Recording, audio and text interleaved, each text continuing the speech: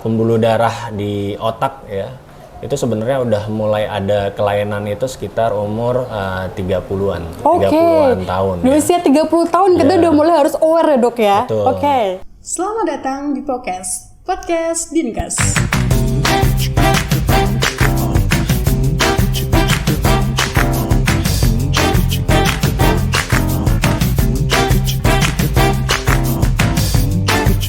Assalamualaikum warahmatullahi wabarakatuh. Halo sedulur sehat Kota Semarang, apa kabar hari ini? Semoga dalam keadaan baik dan tentunya kembali lagi dengan saya Ira Sulistiana hadir dalam acara Podcast Dinkes. Untuk edisi Podcast hari ini kita akan membahas tentang penyakit yang paling banyak diderita orang Indonesia dan juga menyebabkan kematian nomor 2 di Indonesia setelah jantung, yaitu stroke ya lor ya. Kita akan membahas tentang prosedur desa untuk diagnostik stroke dan kita sudah ada Dr. Aditya Kurnianto, spesialis neurologi, subspesialis neurologi intervensi dan neurologi vaskular dengan segala macam fellow-nya. Dokter boleh saya sebutkan dulu ya. Yang pertama ada fellow untuk ilmu olahraga, mutu layanan kesehatan, juga untuk pemulihan fungsi saraf. Nanti untuk gelarnya boleh ditambahkan di sini ya lor ya, panjang banget, berarti udah sangat expert di sini. Dokter, apa kabar hari ini dokter? Ya baik, alhamdulillah. Terima kasih dokter sudah menyempatkan waktu untuk podcast bersama kita di sini dengan kita akan mengedukasi sedulur sehat Kota Semarang. Kali ini akan membahas tentang DSA untuk diagnostik stroke. Ya. Oke, dokter, biasanya kita akan ada fakta dan mitos yang perlu dokter jawab. Nanti kita akan kembangkan untuk menjadi obrolan begitu ya, untuk memberitahu sedulur sehat Kota Semarang. Dokter siap untuk fakta dan mitosnya? Ya, siap. Oke dokter, yang pertama fakta atau mitos? Stroke hanya menyerang orang-orang lanjut usia. Mitos ya, sekarang trennya udah mulai maju ya dok ya. Oke, nanti kita akan bahas dan perjelas. Yang kedua dokter, fakta atau mitos, tidak hanya darah tinggi tapi obesitas juga menjadi faktor resiko stroke. Fakta. Oke, ini hati-hati ya para teman-teman yang obes ini ya. Kemudian dokter, fakta atau mitos bahwa tindakan operasi besar wajib untuk penanganan stroke. Mitos, berarti ada opsi lainnya dokter ya. Oke dokter, yang keempat fakta atau mitos, prosedur DSA bisa mendeteksi dini terjadinya stroke. Fakta. Yang terakhir dokter, DSA merupakan alat diagnostik bukan alat terapi. Fakta atau mitos?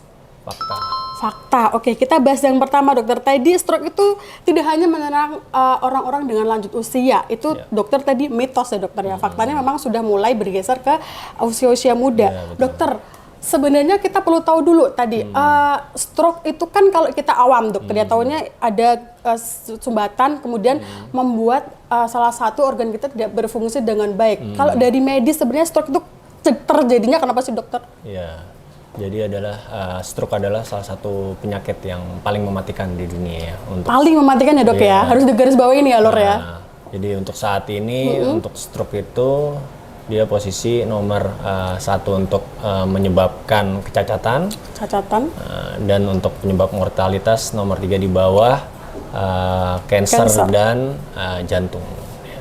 Jadi memang sekarang Kementerian Kesehatan itu sedang menggalakkan ya pencegahan stroke juga, lalu juga terapi untuk melaksanakan atau menangani pasien-pasien stroke ya. Jadi karena angka kematian dan angka kecacatannya yang cukup tinggi ya. Jadi kita bekerja sama dari Kementerian Kesehatan dengan pemerintah provinsi juga meningkatkan fasilitas pelayanan. Nah, salah satunya adalah pendirian cath lab ya pada berbagai rumah sakit yang ada di daerah untuk membantu mencegah dari stroke. Nah, stroke itu sendiri adalah suatu penyakit yang diakibatkan adanya kelainan pembuluh darah dan bersifat tiba-tiba ya.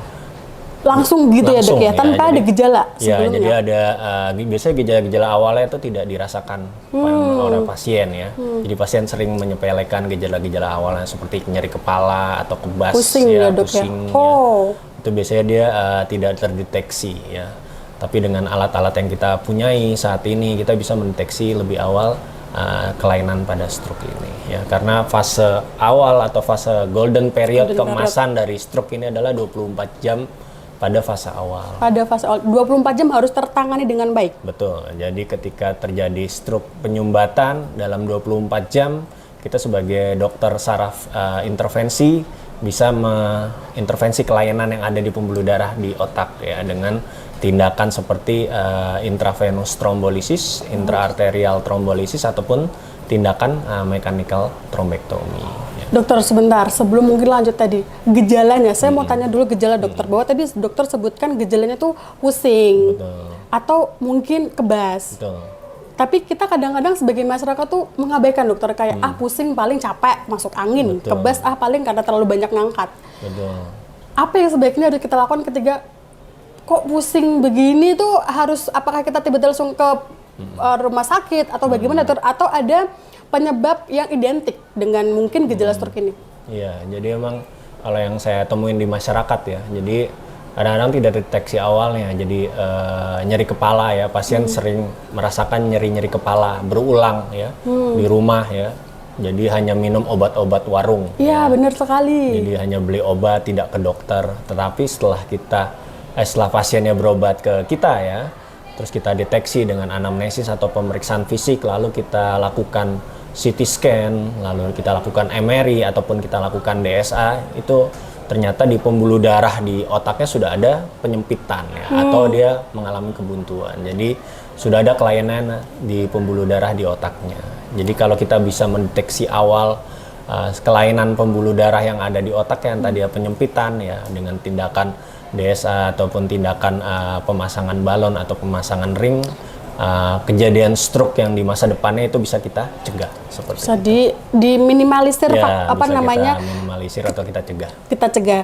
Dokter, penyebabnya kenapa pembuluh darah itu bisa mungkin tadi pecah dokter, atau apa gitu dokter biasanya? Betul. Jadi pembuluh darah di otak ya, itu sebenarnya udah mulai ada kelainan itu sekitar umur 30-an, 30-an tahun. Di usia 30 tahun kita udah mulai harus aware ya dok ya? Betul. Oke. Jadi namanya ada proses aterosklerosis ya, di mana pembuluh darah di otak itu mengalami penumpukan lemak-lemak jahat. Jadi biasanya dari gaya hidup kita ya, lifestyle kita, jadi makanan yang banyak lemaknya ya, jadi banyak kolesterol jahat, terus juga kita jarang olahraga ya, seminggu Tuh kurang para teman-teman sedentari ya. ya sedentary. Iya, para teman-teman yang apa namanya, kaum rebahan Iya, kalau kaum sekarang bilang rebahan itu, ya. hati-hati ya dok ya. bahasa Bahasa kaum sekarang rebahan ya. Jadi kalau kita kurang aktivitas olahraga, terus juga makanan tidak terkontrol, proses aterosklerosis di pembuluh darah dia akan berjalan ya.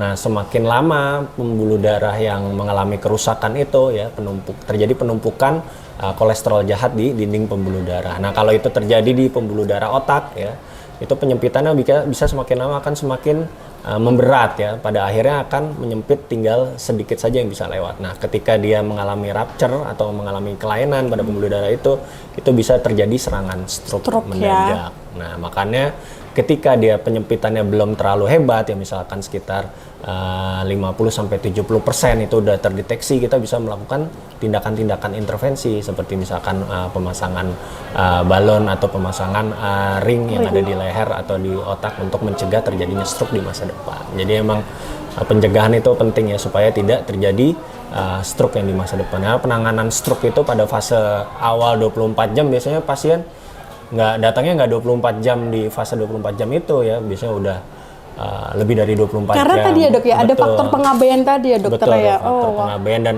faktor gejala dari stroke-nya itu yang kurang diketahui ya. Seperti yang kita ketahui, gejala stroke itu sebenarnya udah ada singkatannya dari kita Kementerian Kesehatan ya, namanya segera ke RS ya. Ada singkatannya ya. Kepanjangannya apa nih dokter? Nah, ini Belum riset ya. Ada kepanjangannya nih. Segera ke Segera RS. ya. Ya. Tiba-tiba senyum perot ya. Senyum perot ya. Tiba-tiba senyum perut. Baik, yang kedua dokter. Nah, yang kedua adalah gerak tiba-tiba lumpuh ya, separuh. Ya, jadi hati-hati kalau tiba-tiba ada lumpuh separuh. Bicara tiba-tiba celat ya, atau pelo ya. Meleset gitu ya dok ya, mau ngomong apa gitu ya. Apa itu juga cadel. Nah, itu bisa merupakan salah satu gejala stroke. Ke RS, kebas ya. Kebas separuh sisi atau separuh badan itu juga merupakan salah satu tanda gejala stroke. Ya. R-nya rabun tiba-tiba ya. Penglihatan buram tiba-tiba. Jadi itu hati-hati ya. Biasanya salah berobat ke dokter mata dan dokter matanya akhirnya mengonsulkan kita ke dokter saraf. Ya. S-nya adalah sakit kepala hebat. Nah, Ini dia yang sakit kepala, mungkin dari dulunya udah ada sakit kepala, cuman minum obat-obat warung yang paracetamol ya dok ya, udah paling mentok tuh obat segala sakit itu. Betul. Ternyata setelah kita cek pembuluh darahnya dengan alat MRI ataupun DSA, ternyata ada kelainan di pembuluh darah, entah dia penyempitan atau ada aneurisma. Karena ini juga berbahaya juga ya, selain penyempitan, aneurisma itu dia bisa menyebabkan stroke yang jenis perdarahan. Dan itu gejalanya hanya sakit kepala saja di awal. Sakit kepala berulang. Jadi sebenarnya memang sudah ada sign ya dok ya. Betul. Cuman kita juga tadi selalu mengabaikan bahwa biasanya kalau pusing ya karena capek. Padahal itu sebenarnya adalah tanda yang harus kita waspadai gitu ya dok ya. Tadi sudah dijelaskan oleh dokter Aditya bahwa tadi pergi ke segera ke RS ya. Segera ke RS ya. Untuk tim editor nanti tadi tolong dicatat di bawah ya, segera ke RS tadi. Bahwa itu salah satu upaya atau deteksi dini kita ya, bahwa ada sesuatu yang salah gitu pada diri kita, terutama berhubungan dengan saraf ya dokter ya. Betul. Oke dokter, berarti memang sekarang harus lebih aware ya, nggak boleh pusing tidur minum obat ya. Betul. Harus, apalagi kalau itu sering berulang setiap hari ya dokter ya. Dokter, kalau misalkan ternyata gini dokter, ternyata pusingnya itu punya hipertensi. Betul. Itu juga punya faktor resiko untuk stroke banget ya? Betul ya. Jadi salah satu dari faktor resiko terjadinya stroke adalah hipertensi ya. Selain hipertensi, dia mungkin ada berat badan berlebih ya, obesitas. Berarti langsung nyinggung ke tadi itu kedua dokter ya. Ya. Berarti tidak hanya darah tinggi, tetapi tadi juga obesitas. Kenapa dokter? Maksudnya kalau darah tinggi kan karena mungkin tekanannya dia nggak bisa kenceng ya, jadi dia nggak sampai ke saraf terujung, makanya terjadilah itu. Kalau obesitas kenapa dokter? Jadi selain tadi darah tinggi ada obesitas. Jadi kalau misalkan dia obesitas dari BMI-nya dia lebih dari 25, itu berbahaya terhadap pembuluh darahnya. Bisa terjadi kerusakan akibat faktor inflamasi di pembuluh darahnya, sehingga terjadi proses aterosklerosis atau penumpukan lemak-lemak jahat yang ada di tubuh. Makanya juga kita juga penting untuk menjaga makan makanan yang sehat, yang clean ya. Jadi kurangin, kalau bisa udah umur 30-an tahun ke atas, kurangin makanan-makanan yang berlemak-lemak jahat ya, gorengan, santan, tepung-tepungan ya dok, itu juga faktor resiko loh. Ya, tepung-tepungan juga itu berbahaya juga ya. Kalau karbohidrat di tubuh kita, kalau dia berlebih, dia akan metabolismenya akan dirubah menjadi lemak. Lemak itu yang jadi sumber penumpukan penyempitan di pembuluh darah di otak jadi stroke, kalau pembuluh darah di jantung jadi penyakit jantung ya. Itu berarti tadi dari dokter Aditya sudah menyebutkan bahwa di usia-usia 30 ya, mulai kita sebenarnya nggak harus dari usia 30 ya dok ya. Betul. Dari muda pun dari kita harusnya ya, menjaga. Udah mulai menjaga ya, jadi memang kita udah harus berubah lifestyle-nya. Olahraga kadang kita lupa ya, jadi mungkin sedulur sehat kaum rebahan, nah ini harus hati-hati ya, harus hati-hati untuk pembuluh darahnya. Jadi udah mulai dirubah gaya makannya, olahraga teratur ya, harus hidup sehat. Harus hidup sehat. Dokter, pasien dokter Aditya paling muda usia berapa? Kemarin tuh ada yang umur 22 tahun terkena stroke. Nah itu saya juga kaget juga ya. Jadi saya anamnesis pasien. Kenanya itu nggak hanya cuman nyeri kepala, dia lumpuh, lumpuh separuh yang berat. Ya. Yang sampai setengah badan nggak bisa? Sebadan nggak bisa itu. Akhirnya dia, tapi sekarang udah bisa jalan sih. Jadi waktu awal kena serangan dia lumpuh separuh, nggak bisa jalan sama sekali. Setelah saya anamnesis, kan jarang ya untuk stroke usia ya, muda ya, 20-an tahun. Paling sering saya nangannya mungkin 40-an tahun ke atas ya. Untuk yang di bawah 40 masih jarang. Jadi setelah saya anamnesis atau saya wawancara dari pasien, ternyata dia suka begadang ya, karena dia lagi skripsi ya, lagi skripsi sering begadang mungkin.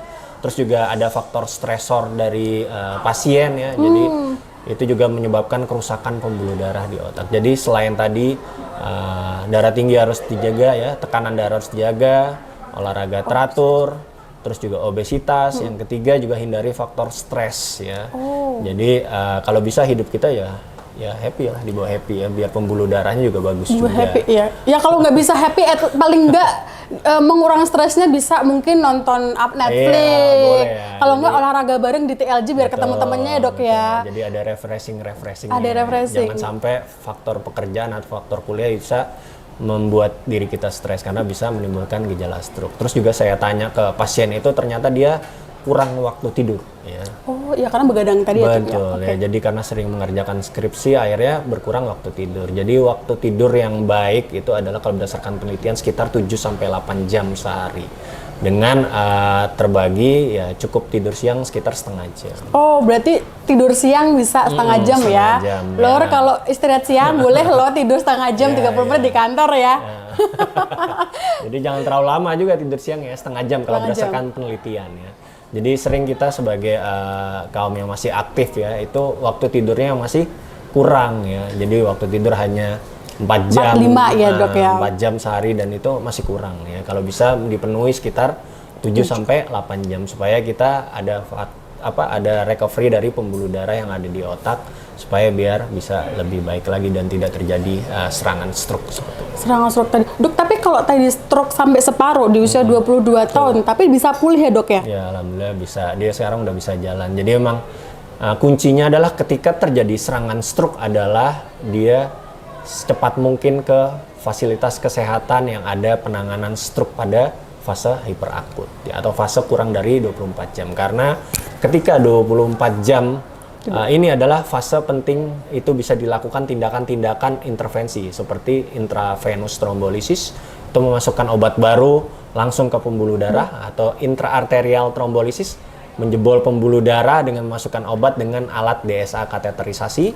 Yang ketiga, mechanical thrombectomy, yaitu mengambil penyumbatan pembuluh darah di otak dengan alat khusus yang dimasukkan dengan lewat metode DSA ataupun kateterisasi. Jadi memang 24 jam adalah fase keemasan. Jadi apabila ada gejala yang tadi saya sebutkan, segera ke RS, itu harus segera dibawa ke IGD, rumah sakit yang ada fasilitas kesehatan yang cukup baik untuk penanganan stroke. Karena apabila dia tidak dilakukan tadi tindakan-tindakan yang tadi saya sebutkan, itu hanya bisa memasukkan obat-obatan minum doang ya. Jadi nggak bisa dimasukkan tindakan-tindakan yang tadi saya sebutkan, sehingga untuk kecacatan dari stroke-nya itu tidak maksimal perbaikannya. Padahal apabila kita lakukan tindakan-tindakan yang 3 itu ya, kalau misalkan terjadi stroke itu kita bisa reverse 100% kadang-kadang ya. Jadi tadinya kelumpuhan berat bisa pulang tuh udah jalan ya, atau misalkan tadinya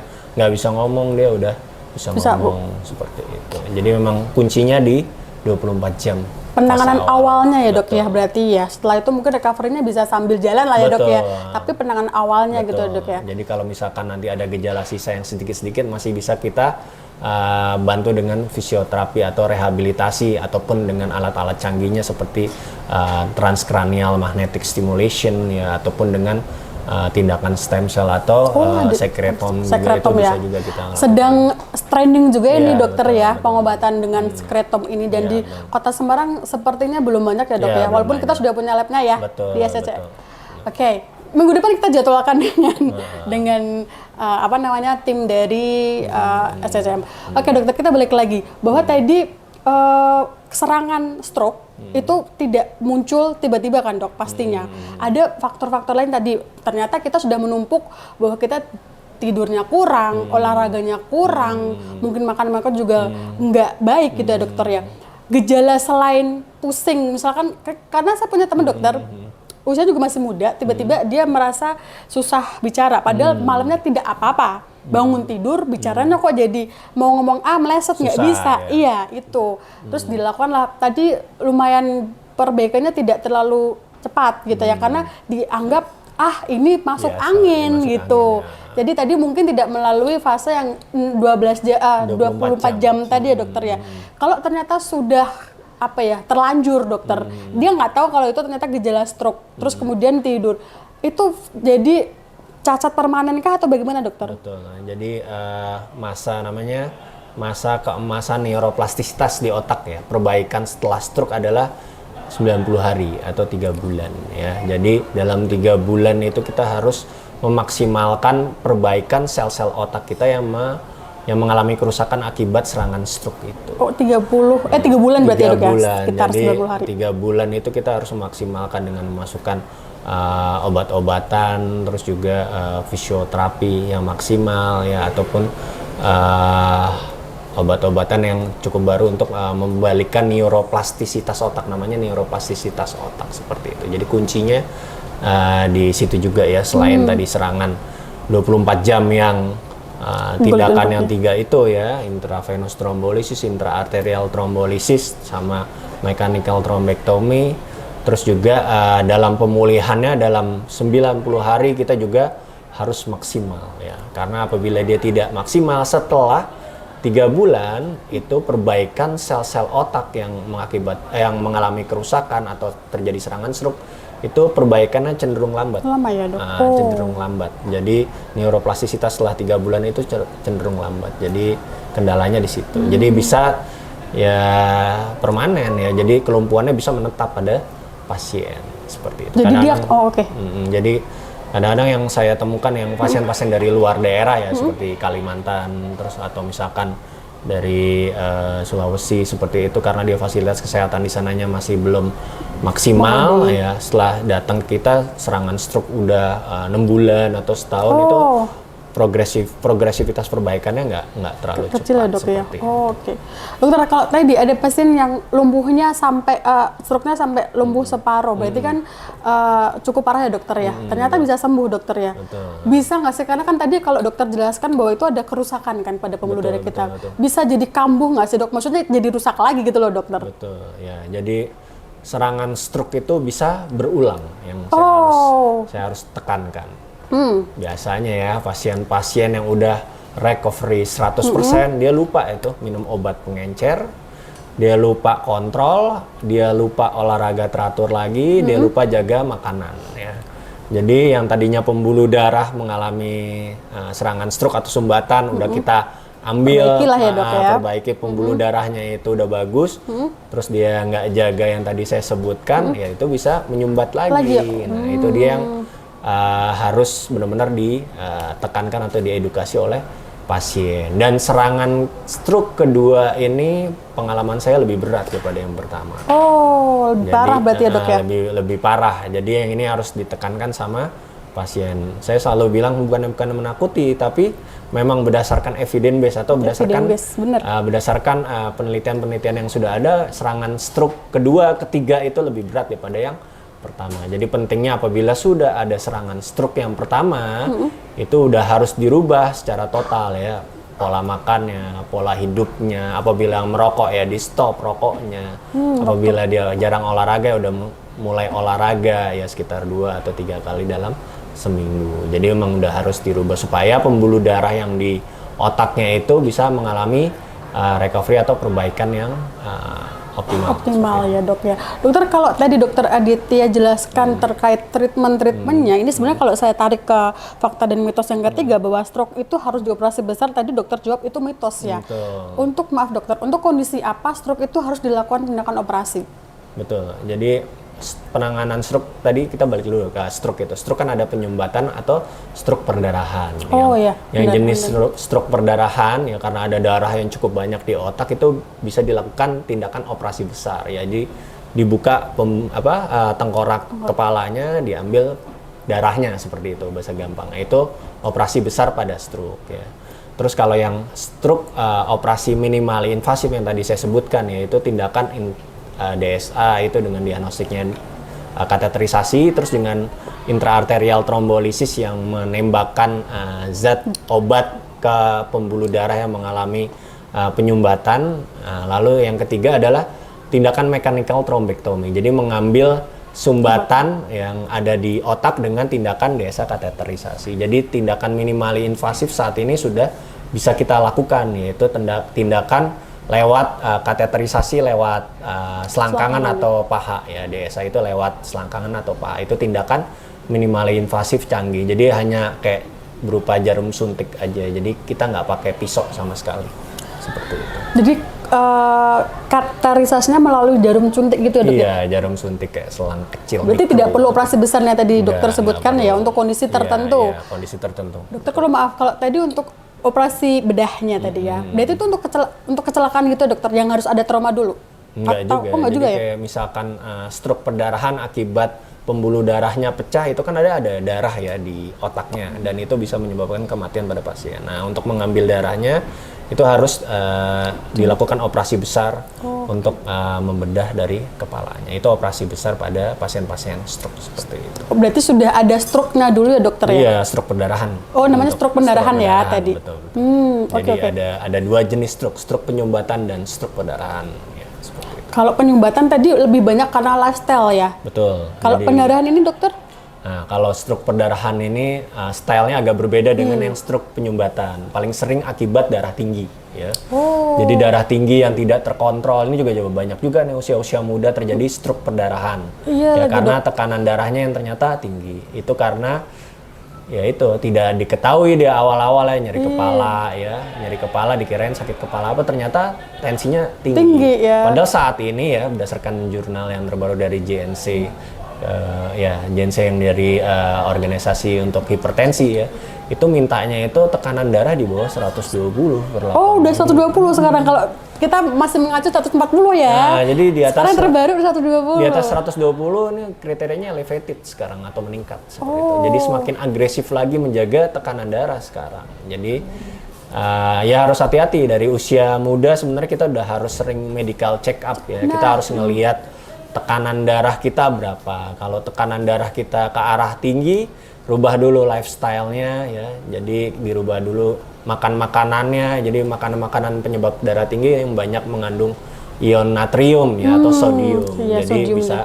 meningkatkan tekanan darah. Nah, apabila terjadi tekanan darah tinggi ya atau tekanan darah pasien itu tinggi ya, itu bisa merusak dinding pembuluh darah yang ada di otak ya, sehingga dinding pembuluh darahnya itu akan terbentuk gelembung kecil namanya mikroaneurisma. Nah, mikroaneurismanya itu yang akhirnya pecah lalu menjadi perdarahan pada otak dan terjadi stroke perdarahan. Apabila stroke perdarahan darahnya cukup banyak, kita harus melakukan tindakan bedah besar untuk mengambil perdarahannya. Kalau enggak pasien bisa meninggal seperti itu. Oke, berarti tadi itu ya stroke itu ada yang stroke karena penyumbatan dan ada pendarahan ya. Pendarahan berarti faktor utamanya adalah darah tinggi ya dokter ya. Betul, darah tinggi. Tekanan Ya, darah kita jaga, tinggi betul. ya. Itu yang sekarang memang usia dengan hipertensi ini makin mundur juga dok ya, bukan makin tua tapi makin muda ya. Makin muda, ya. Semakin besar tekanan hidupnya makin Iya, besar tekanan betul. darahnya nih dokter Betul, ya kan. kurangnya istirahat. Nah, bener. Makanannya banyak yang asin-asin, ya, tidur. stresor kerjaan yang meningkat itu akan bisa meningkatkan tekanan darah.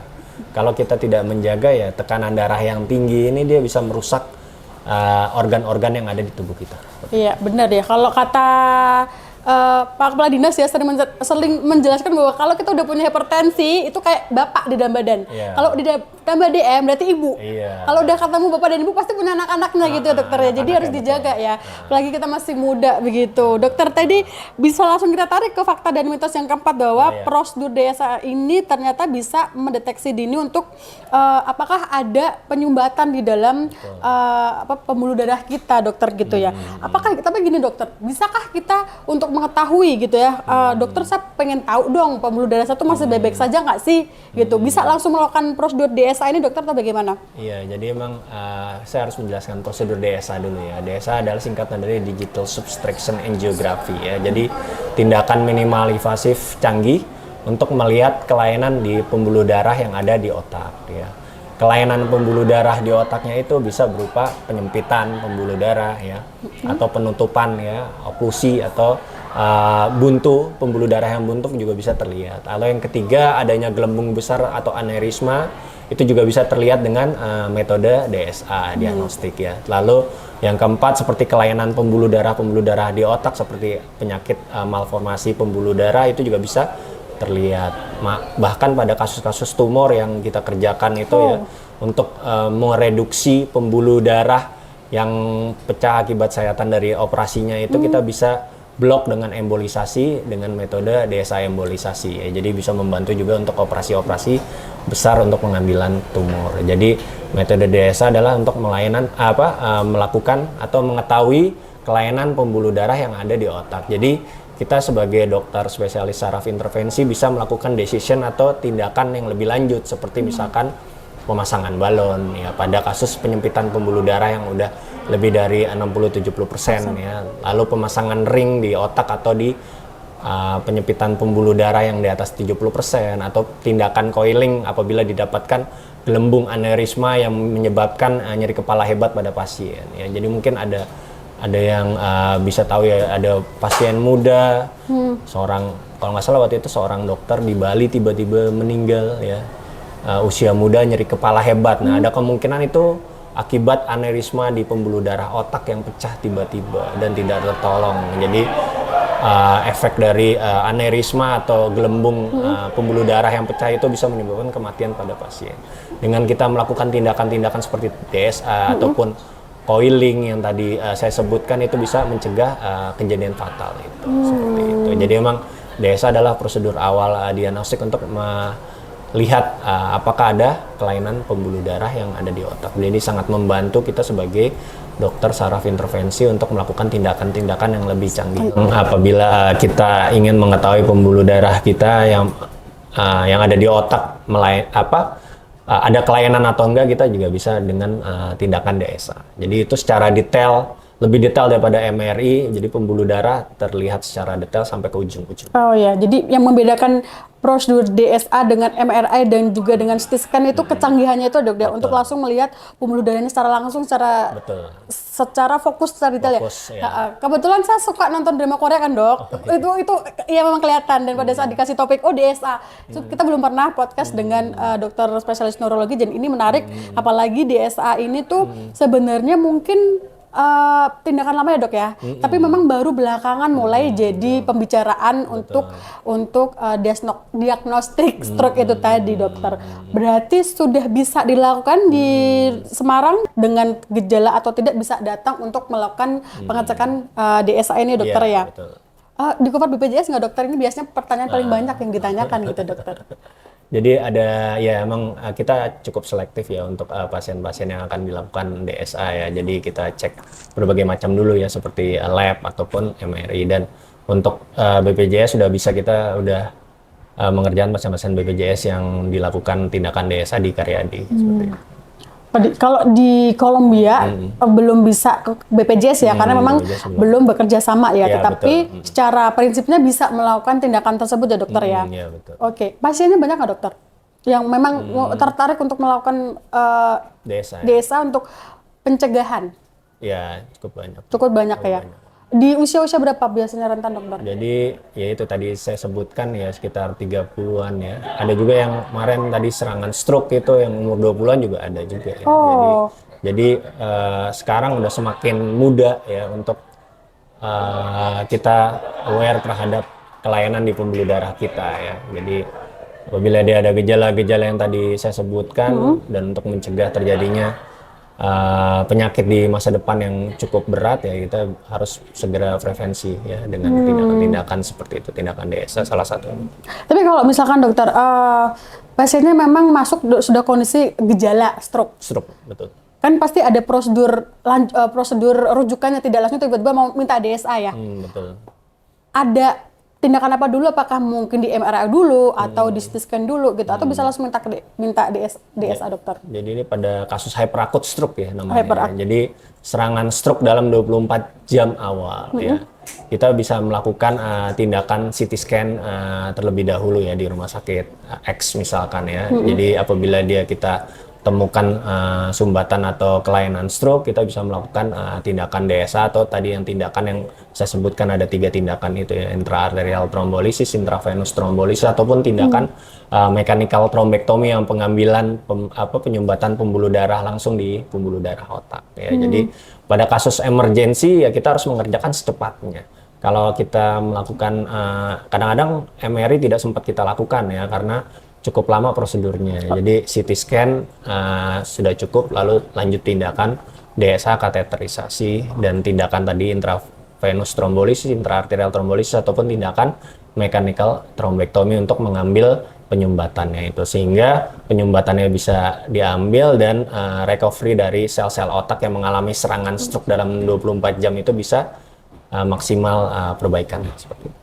Oke, dokter, berarti DSA ini tuh bisa sebagai diagnosa untuk penanganan stroke, bisa juga untuk intervensi mengambil. Betul. Ya. Jadi tidak hanya mendiagnosa saja, tapi langsung Betul, intervensi ya dokter ya? langsung intervensi. Jadi dengan kita lagi durante DSA ya kita misalkan temukan ada oklusi pembuluh darah atau penyumbatan pembuluh darah di otak itu ya misalkan di pembuluh darah besar, kita bisa langsung putuskan oh ini kita lakukan tindakan mechanical thrombectomy ya. Jadi pengambilan sumbatan secara langsung dengan alat khusus ya seperti jaring ya namanya stent retriever ataupun dengan jenis pompa suction ya itu kita masukkan semua lewat selangkangan Kateter paha. tadi ya. Kita ambil sumbatan itu secara langsung sehingga sumbatannya itu bisa menghilang secara total di pembuluh darah otak kita. Dan ini tindakan semua minimal invasif, cukup canggih, jadi nggak pakai sayatan di Iya, ini yang paling di tubuh, jadi kayak jarum suntik atau selang lewat selangkangan dari paha. pasti. Ya, Dokter, ini ada 2 pertanyaan menarik. Yang pertama dokter, sebelum ada prosedur DSA, karena kalau yang saya baca itu ini ada sekitar mungkin 80-an dokter ya, tahun 80-an ya. Dulu cara intervensi kalau stroke diapain dokter pasien? Ya dulu awal-awalnya ini Prof. Egas Muniz ya, jadi pertama ditemukan oleh Prof. Egas Muniz itu dari Eropa ya, seorang dokter ahli pembuluh darah ya. Dia pertama kali melakukan tindakan metode DSA radiologi itu lewat leher langsung ya. Dulu lebih mengerikan ya, tindakannya lewat leher langsung ya.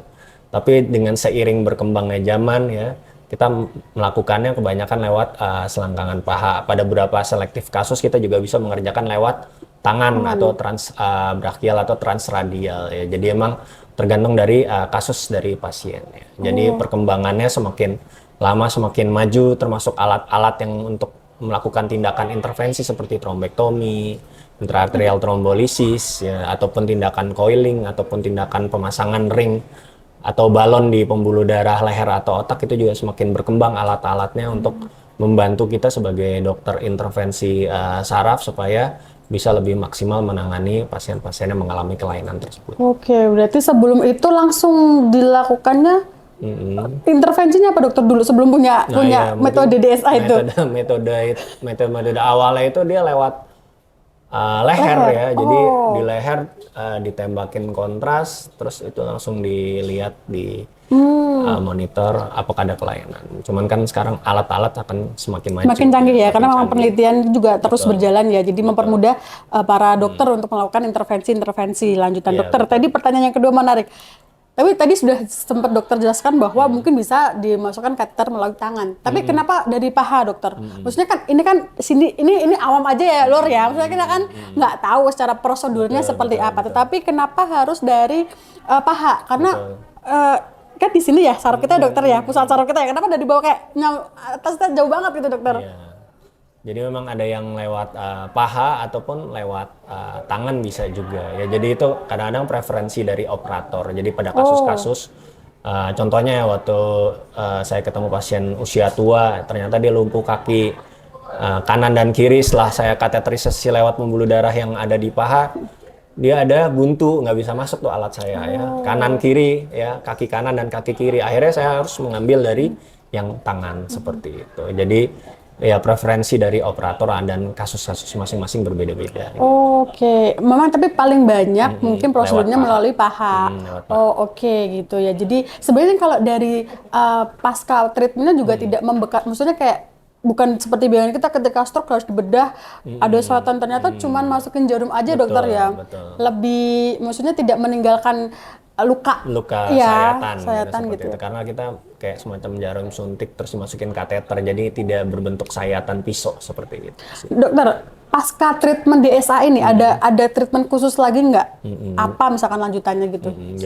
Jadi memang kalau pada pasien stroke pasca DSA ya jelasnya itu dia harus recovery dulu ya. Jadi pembuluh darahnya itu harus kita namanya kita tahan pembuluh darahnya dengan bantal pasir ya ataupun pemberat ya supaya pembuluh darahnya tidak hematom ya atau rembes ada pembuluh darahnya. Terus juga pasien juga harus banyak istirahat dulu dalam 24 jam ya. Kalau bisa dalam 24 jam jangan turun dari bed seperti itu. Tapi setelah 24 jam itu udah bisa jalan lagi pasien gitu, udah kembali normal lagi seperti itu.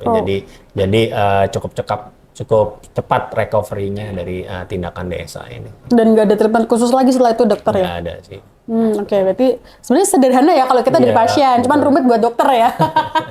Oke, dokter, ini fakta yang mitos yang terakhir dokter tadi, bahwa DSA merupakan alat diagnostik bukan alat terapi ya. Bahwa banyak yang mungkin belakangan kita dapat narasi-narasi bahwa DSA ini dalam tanda kutip cuci otak, bisa membuat peredaran darah lebih apa dan sebagainya. Ini kalau tadi dokter sampaikan bahwa itu fakta, ya berarti bisa dijadikan sebagai terapi dokter atau bagaimana? Iya, tadi DSA merupakan alat diagnostik bukan alat terapi. Kan? Ya itu fakta. Oh, itu fakta ya. Berarti kan alat diagnostik kan. Iya, bukan alat terapi ya. Oke, berarti terapi. itu tidak bisa digunakan untuk menterapi suatu kerusakan pada pembuluh darah ya dokter ya. Iya.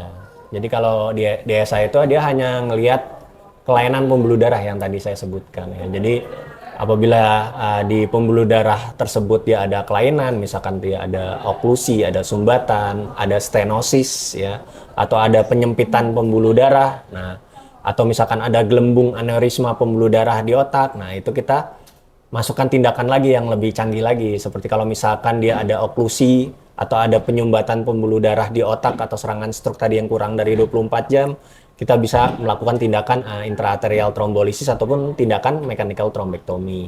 Lalu pada kasus yang misalkan apabila pada DSA kita temukan kelainan pembuluh darah seperti gelembung pembuluh darah di otak atau aneurisma, kita bisa melakukan tindakan coiling ya, atau memasukkan zat coil ke dalam gelembung tersebut agar tidak pecah lagi di kemudian hari. Kalau misalkan kita temukan pada DSA ada kelainan malformasi pembuluh darah, jadi ada hubungan pembuluh darah besar dan pembuluh darah barik ya, namanya kasus AVM ya, atria venous malformation. Kita bisa melakukan tindakan DSA embolisasi, menutup kelainan malformasi yang ada di otak. Terus pada kasus yang tadi tumor ya, misalkan pada kasus tumor itu kan nanti akan dilakukan operasi tumor. Nah, ketika operasi tumor itu kan ada rentan pembuluh darahnya terkena sayatan sehingga terjadi perdarahan hebat duranta operasi. Nah, kita untuk mencegah perdarahan hebat duranta operasi, kita bisa melakukan tindakan DSA embolisasi ya. Jadi memasukkan zat embolisasi melalui DSA. Jadi DSA itu alat bantu diagnostik yang untuk melakukan tindakan-tindakan intervensi yang lebih canggih lagi yang tadi saya sebutkan. Oke, berarti bukan terapi ya dok? Bukan terapi. Bukan terapi ya, karena ada yang mungkin kan ya belakangan ada narasi-narasi bahwa bisa terapi bahwa ini mencegah stroke ya, bisa, tapi mungkin tidak jadi faktor utama untuk terapi ya dokter ya? Iya, jadi untuk diagnostik awal misalkan tadi ya, untuk mencegah, untuk melihat kelainan pembuluh darah yang ada di otak, kita bisa melakukan tindakan metode DSA seperti itu. Tapi bisa konsultasi dulu ya dok ya sebelum kita melakukan prosedur DSA untuk mengetahui apakah pembuluh darah kita aman atau enggak gitu ya dokter. Betul. Ya. Jadi tidak bisa datang ketemu dokter Adit di rumah sakit langsung melakukan tindakan gitu, nggak bisa dokter ya? Iya, jadi kita cek dulu, biasanya kita cek labnya dulu ataupun tindakan CT scan atau MRI. Gitu. Dok, ini mungkin terakhir ya karena sudah mulai di ini. Dok, kalau tadi kita tarik pembicaraan bahwa stroke ini kan salah satu penyebabnya juga karena hipertensi. Salah satu hipertensi, dan hipertensi ini kan sebenarnya menurun juga dok ya. Ada berapa persen itu menurun ya dok ya. Bisa nggak sih dilakukan sama mungkin ternyata ada orang tuanya mungkin udah ada stroke, udah ada hipertensi. Kita yang masih muda-muda ini kan tadi bahwa kita sekarang fokusnya adalah pencegahan. Bisa nggak sih dok untuk melakukan coba deh kita cek ada nggak sih faktor stroke, maksudnya kayak untuk mengetahui kita punya faktor resiko stroke itu bisa dokter? Ya, jadi memang faktor resiko stroke itu harus dipisahkan dulu ya. Yang modifiable dan unmodifiable ya. Yang unmodifiable ini tidak bisa dirubah ya. Seperti genetik ya, gen ya, terkait jadi penyakit stroke ya, kelainan pembuluh darah itu terikat oleh genetik dari pasien dengan keluarganya ya. Lalu yang kedua yang tidak bisa dirubah adalah ras ya. Kita ras kulit berwarna itu udah faktor resiko terjadinya stroke. Oh, ya. Kita punya faktor resiko bahkan dari ras warna, dari nenek moyang kita. Ras kulit kita ya dokter ya. Itu udah lebih tinggi dibandingkan dari ras Kaukasoid Eropa. Ya, jadi kulit berwarna lebih tinggi ya. Jadi genetik, terus ras, yang ketiga adalah seksnya adalah laki-laki. Laki-laki. Ya, laki-laki itu lebih resiko dibanding Perempuan. perempuan, Kenapa? wanita. Ya. Sepanjang saya podcast paling sering itu faktor resikonya di perempuan. Kenapa ini di laki-laki, dokter? Ya, ini di laki-laki ya, karena dia hormonal, masalah hormonalnya ya, masalah oke. hormonal. Jadi resikonya lebih tinggi di laki-laki. Jadi hati-hati ya, udah laki-laki, terus ras kulit berwarna ya. Terus juga tadi Ada faktor resiko dari gen ya. Misalkan bapak, ibu, kakek, nenek itu terkena stroke. Nah, itu jadi resikonya jadi Lebih tinggi. berlipat ya. Terus juga faktor resiko yang modifiable yang bisa dirubah untuk pasien-pasien atau penyakit stroke ini ya. Yang pertama dari aktivitas fisik ya, aktivitas fisik olahraga yang sering kita lupa ya, misalkan tadi olahraga seharusnya kan dalam seminggu itu 2 kali atau 3 kali ya, selama 30 sampai 45 menit ya. Jenis olahraganya yang jenis kardiometabolik ya, seperti renang atau jalan santai atau jogging. Seperti itu. Senam ya dok ya ini. Betul ya. Lalu yang kedua diet seimbang ya, diet seimbang ya. Jadi makanan yang clean ya, istilahnya yang kolesterol jahatnya jarang ya. Yang sering lupa adalah kita ngecek LDL, kolesterol jahat ya. Oh iya. Jadi pasien-pasien saya yang udah terkena stroke itu saya selalu ketat dalam menjaga LDL-nya ini. Saya minta di bawah 55 ya. Triglycerid itu ya dokter ya? Enggak, LDL. LDL itu apa? Kolesterol jahat. Oh, kolesterol jahatnya ya. Oh. Jadi minta di bawah 55 karena LDL ini sumber dari proses dari aterosklerosis itu ya, penyempitan ya. pembuluh darah yang ada di otak. Jadi saya minta di bawah 55. Jadi saya cek rutin sebulan atau 2 bulan sekali. Saya minta LDL kurang dari 55 ya. Yang ketiga ya tadi obesitas ya. Itu obesitas BMI lebih dari 25 itu juga berbahaya ya. Itu bisa menjadi faktor inflamasi atau menyebabkan kerusakan pada dinding pembuluh darah yang ada di otak, sehingga bisa menjadi faktor resiko dari stroke itu tersendiri. Terus juga tadi yang saya sebutkan stres ya, kelola stres ya. Jadi stres yang ada di tubuh kita juga bisa memicu hormon-hormon yang ada kortisol, di tubuh kita. Iya, misalkan ya dokter ya. Kortisol ya. Jadi bisa membantu merusak dari pembuluh darah kita. Terus juga yang kelima waktu istirahat ya atau tidur. Jadi 7 sampai 8 jam yang baik. Jadi selama kita tidur ternyata tuh ada regenerasi sel-sel yang mengalami kerusakan pada pembuluh darah kita ya. Jadi bisa diterapkan tadi faktor resiko dari stroke dijaga. Pertama yang modifiable, yang unmodifiable ini tidak bisa dirubah. Yang modifiable ini tergantung dari kita sendiri, biar kita tidak mengalami stroke di masa depan. Seperti itu. Oke, berarti yang tadi yang modifiable bisa kita kelola sendiri ya. Betul. Yang unmodifiable ya tadi udah given aja, tapi kita bisa melakukan screening dini ya melalui DSA ya. Berarti dokter kalau mau ketemu dokter Aditya untuk konsultasi mengenai DSA ini di Kolombia bisa ketemu di hari apa dokter prakteknya? Ya, saya praktek di hari Senin, Rabu, Jumat di jam 19. Ya, malam ya dokter ya. Oh, berarti bisa tuh untuk konsultasi dulu buat seluruh sehat Kota Semarang yang mungkin tadi punya faktor-faktor resiko yang unmodifiable ya. Karena itu mungkin tinggi resikonya untuk kemungkinan ada faktor resiko kena stroke gitu ya. Dan dokter, kita karena sudah selesai podcastnya, dokter ada pesan atau apa ya closing statement untuk seluruh sehat Kota Semarang kah? Ya, sedulur sehat ya. Jadi saat ini stroke merupakan salah satu penyakit paling mematikan dan paling menyebabkan kecacatan di seluruh dunia ya. Jadi penyakit stroke saat ini trennya mengalami pergeseran. Kalau dari dulunya dia usia-usia tua, sekarang usia-usia muda itu bisa terjadi serangan stroke. Nah, penanganan stroke yang utama adalah fase keemasan atau 24 jam fase awal serangan stroke. Nah, pesan saya kepada sedulur sehat apabila ada gejala serangan stroke yang tadi saya sebutkan, yaitu singkatannya adalah segera ke RS ya. Senyum tiba-tiba perot ya. G gerak tiba-tiba lumpuh separuh. Ra bicara tiba-tiba celat atau pelo ya. Ke RS kebas tiba-tiba ada separuh ya. R tiba-tiba rabun ya, tiba-tiba penglihatan buram, atau S sakit kepala hebat ya.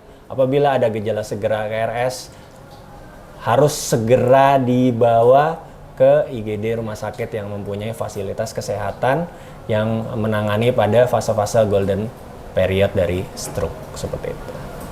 Baik dokter, terima kasih sudah berbagi informasi bersama kami dan juga Seluruh Sehat Kota Semarang.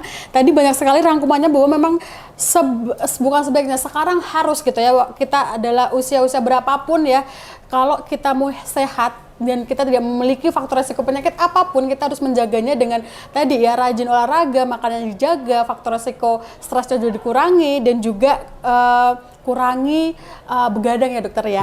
Begadang ya, jangan sering begadang kalau nggak diperlukan, kalau kata Bang Haji Roma begitu. Dokter, terima kasih hari ini sudah podcast bersama kami, dan semoga kita bisa bertemu dengan Dokter Aditya lagi di podcast selanjutnya. Terima kasih dokter, sampai jumpa di podcast selanjutnya. Saya Ira Sulstiana dan juga Dokter Aditya pamit. Assalamualaikum warahmatullahi wabarakatuh.